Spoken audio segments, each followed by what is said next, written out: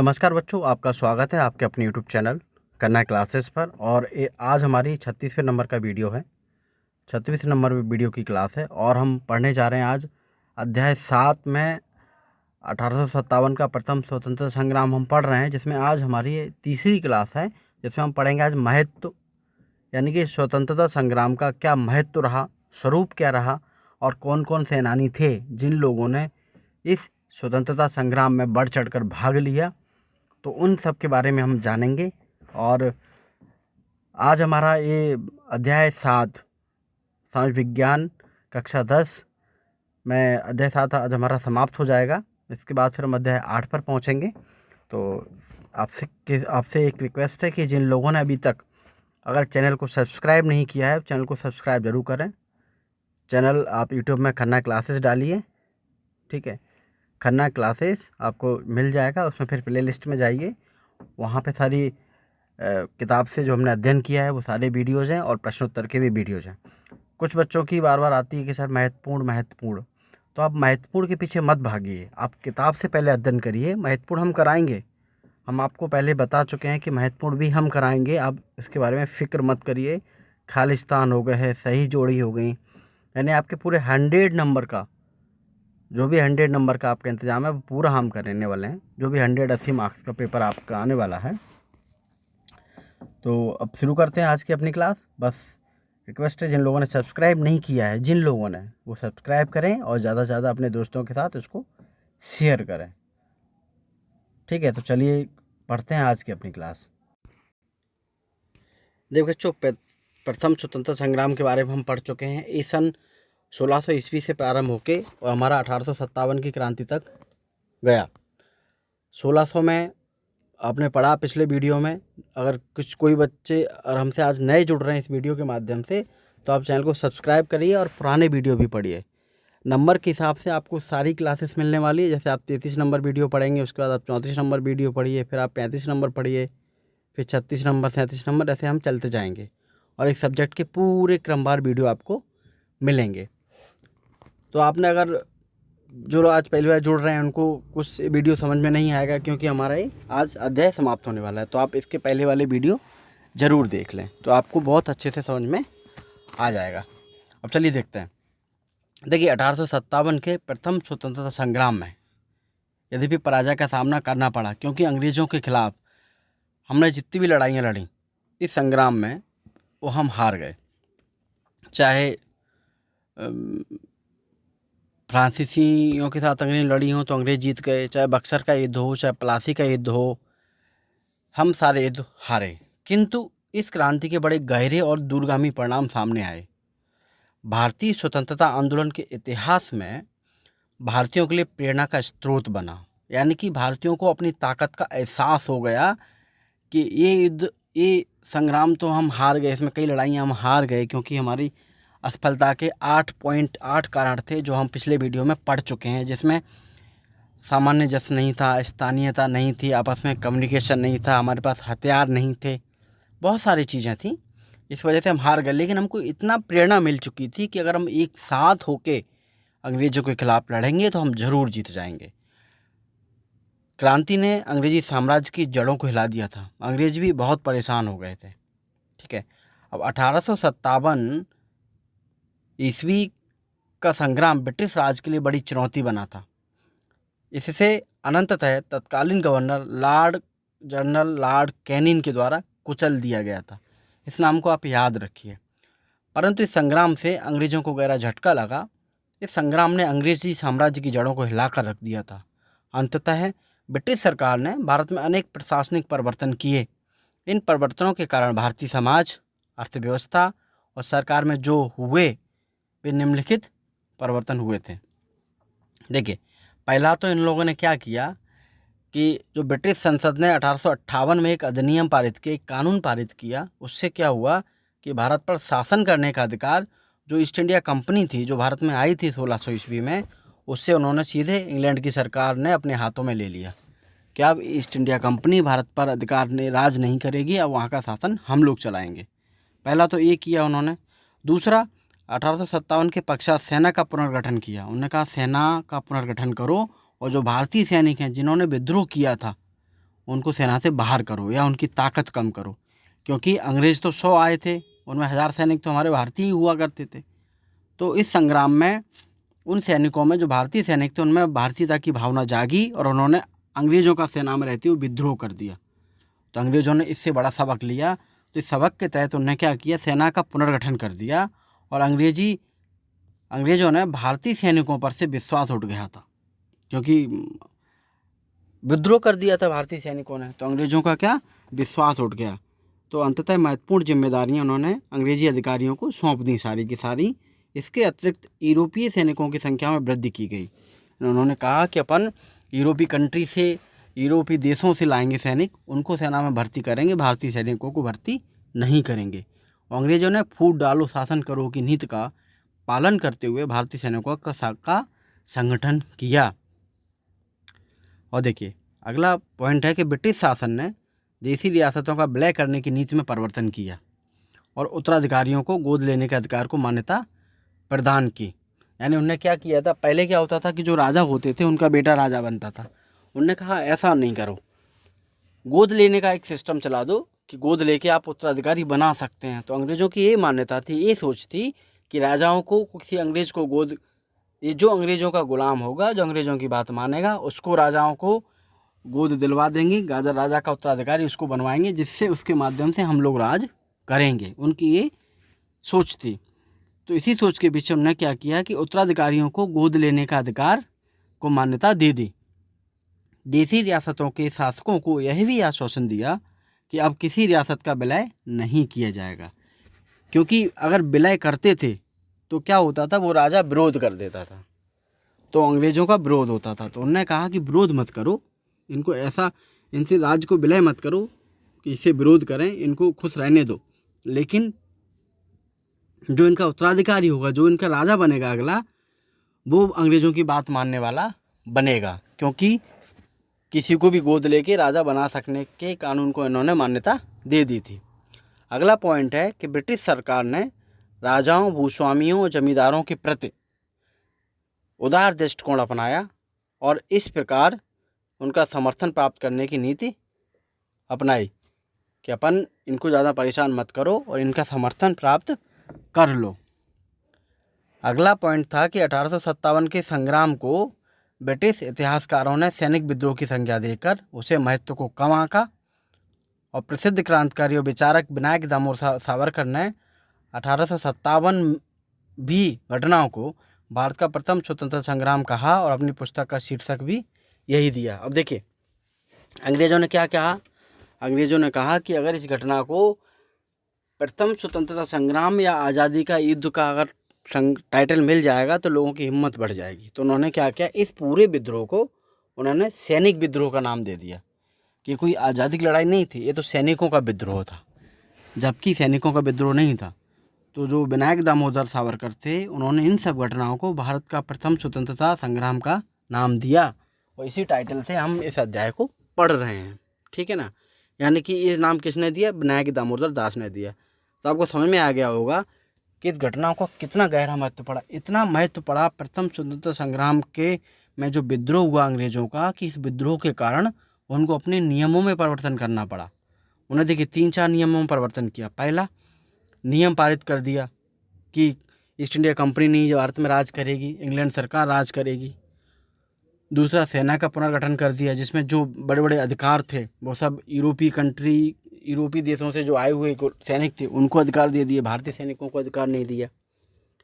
फिर उन्होंने उन्होंने बोला कि हम राजा रजवाड़े उनको विलय नहीं करेंगे, लेकिन उत्तराधिकारी किसी को गोद लेके उत्तराधिकारी बना सकते हैं, तो वो ऐसे को बनवाएंगे जो अंग्रेज़ों की बात मानेगा। तो इतना महत्वपूर्ण असर पड़ा इस स्वतंत्रता संग्राम का कि अंग्रेज़ों को अपने नियमों में बदलाव करने पड़े। अब देखिए संग्राम का आरंभ 10 मई 1857 को मेरठ में सैनिकों के द्वारा किया गया था, परंतु यह ध्यान रखा जाना आवश्यक है कि सैनिकों ने अगले ही दिन दिल्ली की ओर कूच करके वहां पहुंचकर बहादुर शाह द्वितीय को प्रतीक के रूप में भारत का सम्राट घोषित कर दिया था। ये हमने पढ़ा था, ठीक है। इस आंदोलन की शुरुआत कब हुई थी, 10 मई 1857 को, क्योंकि मेरठ में अंग्रेज़ों ने जो भारतीय सैनिक थे उनकी 47वीं बटालियन में उन्होंने क्या किया, विद्रोह कर दिया और उन्होंने वहाँ के सारे बंदियों को छुड़ा दिया और दिल्ली कूच कर गए। वहाँ जाके जो अंग्रेज़ों के शस्त्र थे रखे थे उस पर कब्जा कर लिया और बहादुर शाह जो द्वितीय था उसको भारत का सम्राट घोषित कर दिया था। तो इस प्रकार स्वतंत्रता का युद्ध सैनिक और अधिकारियों के मध्य न रहकर दो राजनीतिक सत्ताओं के बीच आरंभ हो गया था। ठीक है। और संग्राम में बड़ी मात्रा में जनसाधारण सम्मिलित हुआ। एक और सैनिक ब्रिटिश सत्ता से विद्रोह कर रहे थे तो दूसरी ओर जनसाधारण भाले, कुल्हाड़ी, लाठियाँ आदि लेकर अपना विरोध प्रकट करने के लिए मैदान में था। देखिए, राजनीतिक इसलिए युद्ध हो गया था, एक तरफ अंग्रेज थे, दूसरी तरफ बहादुर शाह जफर राजा, तो वो राजनीतिक युद्ध हो गया। और तीसरी तरफ राजाओं और अंग्रेज़ों के बीच युद्ध हो रहा था। तीसरी तरफ जो आम पब्लिक थी वो भी अपने बाला, कुल्हाड़ी, बर्छी लेके युद्ध में कूद गए थे। अनेक स्थानों पर ग्रामीण लोगों के मन में राज्य और प्रशासन का भय समाप्त हो गया था। अंग्रेजों से लोग डरना बंद कर दिया था। जिन स्थानों पर सैनिक नहीं पहुंच सके वह जनसाधारण ने स्वयं संगठित होकर संग्राम आरंभ कर दिया। यानी जहाँ पे अपने सैनिक या जो बड़े बड़े क्रांतिकारी नेतृत्व करने वाले थे वो नहीं पहुँचे तो लोगों ने ही अपने आपस में टुकड़ी बनाई, 100-200 लोग एक हो गए और लड़ना चालू किया। किसानों, दस्तकारों, धार्मिक लोगों और उन जमींदारों ने जिनसे भूमि छीनी गई थी संग्राम में खुलकर अपना आक्रोश व्यक्त करने लगे। तो भारतीय समाज पर क्या हुआ, इसका प्रतिकूल प्रभाव डालने वाली हर नीति से सैनिक वर्ग प्रभावित होता था। इस प्रकार सैनिकों और जनसाधारण के हितों में समानता के कारण अत्यंत महत्वपूर्ण रहा। इसमें जाति और धर्म की सभी बाधाएं समाप्त हो गईं। हिंदू मुसलमान पहले से अधिक अटूट बंधन में बंट गए थे, यानी कि दोनों बंधन में बंध गए, यानी कि एक साथ लड़ने लगे। इस संग्राम ने भारत की भावी पीढ़ी को संघर्ष के लिए सदैव प्रेरित किया और 1857 के संग्राम ने स्वतंत्रता की भावना का बीजारोपण किया। इससे देश की सांस्कृतिक एकता को बल मिला, यानी कि हिंदू मुसलमान एक हो गए, उधर गांव में लोग एक हो गए, उधर जो साहूकार थे, जमींदार थे वो एक हो गए, इधर सैनिक हमारे एक हो गए, इधर राजे रजवाड़े एक हो गए। यानी कि इतना महत्वपूर्ण था कि सारे देश में जगह जगह लोग संगठित होकर विरोध करने लगे और इसी से डरकर अंग्रेजों ने अपने नियमों में भी परिवर्तन किए। आप सोच सकते हैं इन सब घटनाओं से कि कितना महत्वपूर्ण रहा जो 1857 का प्रथम स्वतंत्रता संग्राम था। अब देखिए, इस संग्राम की प्रमुख विशेषता थी कि इसमें भारतीयों को एकता, संगठन और उद्देश्य की प्राप्ति के लिए एकजुटता के महत्व से परिचित करा दिया कि हमको आज़ादी चाहिए, इसके लिए हमको एक होकर रहना पड़ेगा, संगठित रहना पड़ेगा। तो ये लोग समझ गए थे। इस प्रकार लक्ष्य की एकता, सांप्रदायिकता, सद्भाव और जनसहयोग की भावना के कारण 1857 ईस्वी की घटनाएं राष्ट्रीय स्वरूप भी मानी जाती हैं। अब देखिए, इसमें किसके महान जो क्रांतिकारी हुए उन्होंने बढ़ चढ़कर भाग लिया उनके बारे में और अपन परिचय देखते हैं। और यही हमारा आखिरी टाइटल है इस अध्याय का। देखिए, सबके नाम से आप परिचित हैं। अगर आपने पुराने वीडियो इस अध्याय के पढ़े हैं तो आप पूरी तरह से परिचित हैं। देखिए, अब स्वतंत्रता संग्राम जो सेनानी हुए कौन कौन थे। 1857 के प्रथम स्वतंत्रता संग्राम का विस्तार संपूर्ण भारत में हुआ। पहले तो ये पता है कि पूरे देश में ये फैल गया था संग्राम हमारा। और इस संग्राम के नायकों ने वीरतापूर्ण कार्य कहानियाँ बनकर जनता में फैल गए, यानी इतने अच्छे काम किए कि लोग जगह जगह बैठते थे, लोगों से एक दूसरे की बातें शेयर करते थे, कहानियाँ शेयर करते थे। और आने वाली पीढ़ियों के लिए ये नायक सदैव प्रेरणा के स्रोत बने रहे। सभी स्वतंत्रता सेनानियों का उल्लेख किया जाना संभव नहीं है, अतः प्रमुख सेनानियों का संक्षिप्त परिचय ही प्रस्तुत किया जा रहा है। अब देखते हैं हम कौन कौन थे। पहले तो मंगल पांडे, आपने देखा होगा मंगल पांडे, तो मूवी भी आई, मूवी भी देखी होगी आप लोगों ने, है ना। ये वही मंगल पांडे हैं जिन्होंने सबसे पहले विद्रोह किया था। मंगल पांडे एक सैनिक थे। कौन थे? सैनिक। बैरकपुर पश्चिम बंगाल में स्थित छावनी है, वहाँ पे पदस्थ थे। 29 मार्च 1857 को इस सैनिक ने चर्बी लगे कारतूसों को मुंह से काटने से स्पष्ट मना कर दिया और वह क्रोध में आकर अपने अधिकारियों की हत्या कर दी थी मंगल पांडे ने। फलस्वरूप उसे बंदी बना लिया गया और 8 अप्रैल 1857 को फांसी दे दी गई। यानी कि अब दो डेट याद रखिए, 29 मार्च 1857, ठीक है, जब इन्होंने मना कर दिया था, और 8 अप्रैल यानी कि 9-10 दिनों में ही इनको फांसी दे दी गई थी। तो ये थे हमारे क्रांतिकारी, कौन, मंगल पांडे जी, ये, ठीक है। अब आगे देखते हैं अगले, बहादुर शाह जफर द्वितीय, कौन, बहादुर शाह जफर द्वितीय, ये रहे, इनका फोटो ये है। बहादुर शाह द्वितीय मुगल साम्राज्य के अंतिम बादशाह थे, क्योंकि दिल्ली के बादशाह थे। 10 मई 1857 ईस्वी को मेरठ की सैन्य छावनी के सिपाहियों ने ब्रिटिश शासन के विरुद्ध संग्राम आरंभ कर दिल्ली जीतकर सत्ता के नए प्रतीक के रूप में वृद्ध बहादुर शाह द्वितीय को भारत का सम्राट घोषित कर दिया था। वृद्धावस्था के बावजूद बहादुर शाह द्वितीय ने क्रांति का नेतृत्व इसलिए स्वीकार किया क्योंकि क्रांतिकारियों ने व्याप्त देशभक्ति की भावना ने उनमें भी आशा का संचार कर दिया। यानी कि उन जो सैनिक थे उनकी हौसला अफजाई, उनका आक्रोश, उनकी हिम्मत देख के बहादुर शाह जफर में भी हिम्मत आई और उन्होंने स्वीकार कर लिया कि हाँ, हम भारत का सम्राट बनने के लिए तैयार हैं और हम अंग्रेज़ों से लड़ाई लड़ेंगे। उन्होंने क्रांति को व्यापक रूप देने के लिए पटियाला, ग्वालियर, कमिश्नर, कश्मीर सभी राजाओं और राजपूतानों के राजाओं को व्यक्तिगत पत्र लिखकर कहा कि आप लोग संग्राम में भाग लीजिए। दिल्ली के समाचारों के कारण क्रांति का विस्तार अनेक स्थानों पर हुआ, क्योंकि दिल्ली उसमें भी हाईलाइट रहती थी, तो लोगों को पता चला कि दिल्ली में बहादुर शाह जफर को भारत का सम्राट घोषित कर दिया है और अंग्रेज़ों के खिलाफ उन्होंने मोर्चा खोल दिया है। तो लोगों में संचार हो गया कि अरे अब तो हम भी आज़ादी लेकर रहेंगे।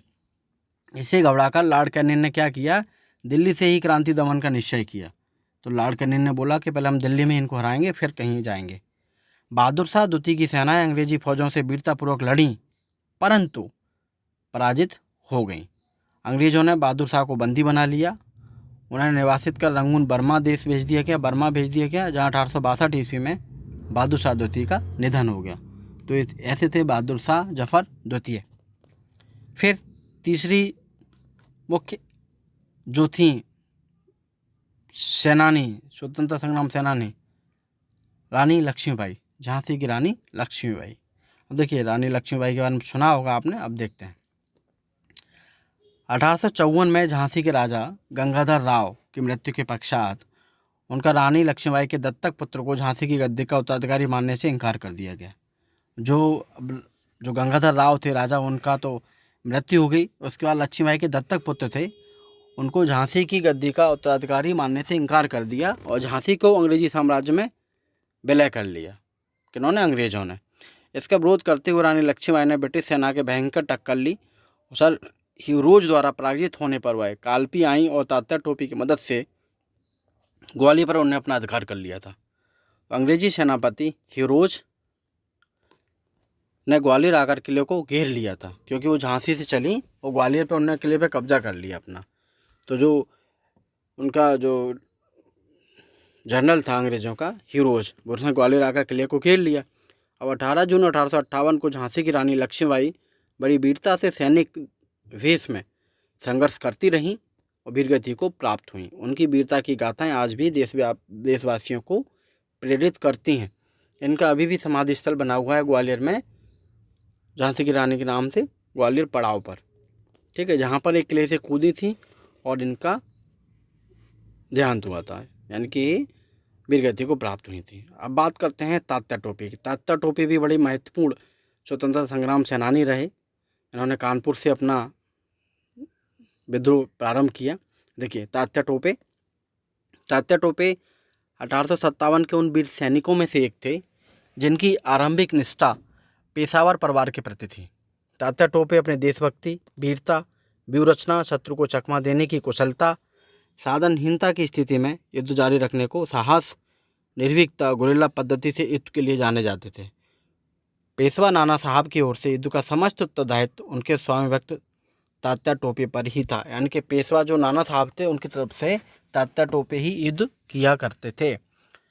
झांसी की रानी लक्ष्मीबाई के साथ ग्वालियर पर अधिकार करने में तात्या टोपे का बड़ा योगदान रहा। रानी लक्ष्मीबाई की मृत्यु के पश्चात तात्या ने निरंतर गुरिल्ला युद्ध के माध्यम से मध्य भारत, बुंदेलखंड में अंग्रेज़ों को कई टक्कर दी। अंग्रेज़ों ने तात्या टोपे को बंदी बनाने के लिए कुटिलता और विश्वासघात की नीति का सहारा लिया। अंततः तात्या टोपे को आरोन जिला गुना, जो जिला गुना है मध्य प्रदेश में, अपने मध्य प्रदेश में, वहीं पे उनको जंगल में विश्राम करते समय बंदी बना लिया गया था। अंग्रेज़ों ने 18 अप्रैल 1859 को तात्या टोपे को शिवपुरी में फांसी दे दी गई, यानी कि गुनाह में पकड़े गए थे और शिवपुरी में फांसी दे दी गई थी। ठीक है, अगले स्वतंत्रता संग्राम सेनानी थे नाना साहब। नाना साहब संग्राम के अन्य महत्वपूर्ण नेता थे। नाना साहब भूतपूर्व पेशवा बाजीराव द्वितीय के दत्तक पुत्र थे। बिठूर में निवास करते थे, जो बिठूर अभी कानपुर में है। ठीक है, क्योंकि नाना साहब के ही वो थे तात्या टोपे सैनिक, तो वो कानपुर में बेसिकली रहते थे। ठीक है, बिठूर कानपुर में एक जगह है। तो पेशवा की मृत्यु के उपरांत लॉर्ड डलहौजी ने नाना साहब को पेंशन और उपाधि देने से वंचित कर दिया। यानी जो पेशवा की मौत हो गई तो उसके बाद क्या किया, लॉर्ड डलहौजी तब तक बन गया था उनका अंग्रेज़ों का, यहाँ पे आ गया था जनरल। तो उन्होंने क्या किया कि उसको नाना साहब को पेंशन और उपाधि देने से वंचित कर दिया। तो नाना ने अपने स्वामी भक्त सैनिकों की मदद से अंग्रेज़ों को कानपुर से निकाल दिया, भगा दिया उनको, और स्वयं को पेशवा घोषित कर दिया था। तात्या टोपे अजीमुल्ला नाना साहब के स्वामी भक्त सेनानायक थे। अब देखिए बेगम हजरत महल। बेगम हजरत महल के बारे में हमने पढ़ा है कि ये लखनऊ में अपना स्वतंत्रता संग्राम सेनानी थी और वहाँ पे इन्होंने आंदोलन का नेतृत्व किया था। बेगम हजरत महल, देखिए बेगम हजरत महल अवध के नवाब की विधवा थी। जो अवध के नवाब थे वो इनकी मौत हो गई थी, तो ये अवध के नवाब की विधवा थी। संग्राम आरंभ होने पर 4 जून 1857 को अवध की बेगम ने संग्राम को प्रोत्साहन दिया और उनका संचालन किया, यानी कि इन्होंने भी अंग्रेज़ों के खिलाफ संग्राम करने की सोच ली थी। उन्होंने अपने युवा पुत्र बिरजेश कादर को अवध का नवाब घोषित कर दिया और लखनऊ स्थित ब्रिटिश रेसिडेंसी पर आक्रमण किया। बेगम हजरत महल ने शाहजहाँपुर में भी संग्राम का नेतृत्व किया। पराजित होने के पश्चात बेगम सुरक्षा की दृष्टि से नेपाल चली गई थी। ठीक है, ये बेगम के बारे में। अब 1857 के स्वतंत्रता संग्राम में भाग लेने वाले अन्य प्रमुख नेता थे। देखिए कुंवर सिंह जगदीशपुर बिहार में, अहमदुल्ला फैजाबाद रुहेलखंड, रंगा बापूजी गुप्ते सतारा में, सोनाजी पंडित हैदराबाद, भीमराव मुंडगी कर्नाटक, नाना फडणवीस कोल्हापुर, गुलाम गास मद्रास। ये सब भी स्वतंत्रता संग्राम सेनानी थे, प्रमुख नेता थे अपने अपने क्षेत्र के। लेकिन सबके बारे में तो पढ़ा नहीं जा सकता है। तो बच्चों कुछ मुख्य स्वतंत्रता संग्राम सेनानी थी, जैसे बेगम हजरत महल लखनऊ में, नाना साहब कानपुर में, तात्या टोपे नाना साहब के ही सेनापति हुआ करते थे। ये भी लखनऊ में, ये भी कानपुर में रहा करते थे और इन्होंने झांसी की रानी लक्ष्मीबाई की बहुत मदद की। ठीक है, रानी लक्ष्मीबाई आप जानते ही हैं झांसी की रानी थी, लेकिन बाद में इन्हें ग्वालियर आ गई थी। ठीक है, बहादुर शाह जफर दिल्ली के उसमें राजा हुआ करते थे। और मंगल पांडे आप जानते ही हैं, जो सबसे पहले जिन्होंने विद्रोह किया, चर्बी वाले कारतूस चलाने से मना कर दिया था और इनको 29 मार्च को इनने मना किया था और 8 अप्रैल को इनको फांसी दे दी गई थी। तो इसी तरह ये हमारा अध्याय 7 समाप्त होता है। अगर आपको कहीं कुछ समझ में नहीं आता है तो आप कमेंट्स करके हमको ज़रूर बता सकते हैं। देखिए बच्चों, अगर आप बताएंगे कमेंट्स करके, अच्छा है तो अच्छा लिखिए, कुछ समझ नहीं आता तो वो भी लिखिए कि हमको समझ नहीं आया, कहाँ समझ नहीं आया वो पॉइंट आउट भी करिए। तो जैसे हम अगर आपका कमेंट्स आ जाता है उसके बाद हम अगली क्लास लेते हैं तो हम उसमें उस कमेंट्स से संबंधित आपकी जो भी समस्या होगी उसको हम दूर करने की पूरी कोशिश करेंगे। और आप सारे वीडियो को देखते रहिए क्रमवार, आपको बहुत अच्छे से समझ में आएगा, ये हमारी गारंटी है। आपको बहुत अच्छे से समझ में आने वाला है और आ भी रहा होगा, उम्मीद है मुझे। और प्रश्नोत्तर को भी हम करेंगे धीरे धीरे से, पहले अध्याय समाप्त कर लें फिर हम प्रश्नोत्तर को भी करेंगे। परीक्षा तक तो हम बहुत अच्छे से पढ़ चुके होंगे 3-4 बार। अब तो वीडियो देखिए बार बार, बस आपको कुछ नहीं करना है। ठीक है, आप हमारे साथ जुड़े रहें, इसके लिए आपका बहुत बहुत धन्यवाद। चैनल को सब्सक्राइब करिए, बेल आइकन को प्रेस करिए और अपने दोस्तों के साथ शेयर करिए। चलिए नमस्कार, बाय।